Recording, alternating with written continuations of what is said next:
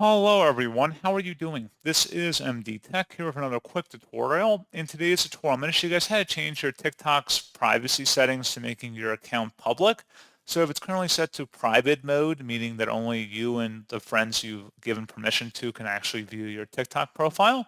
If you want to make it public, in today's tutorial, I'm going to show you guys how to do that. And without further ado, let's go ahead and jump right into it. So all you have to do is open up your TikTok profile.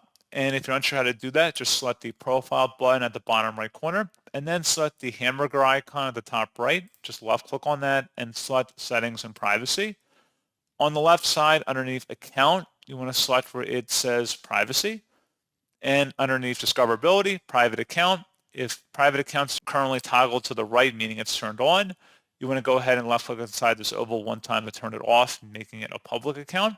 So basically anyone will be able to follow you and view your public posts.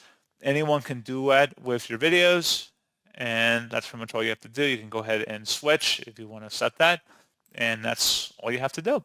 So pretty straightforward process on that, guys. And as always, thank you for watching. I do hope I was able to help you out, and I do look forward to catching you all in the next tutorial. Goodbye.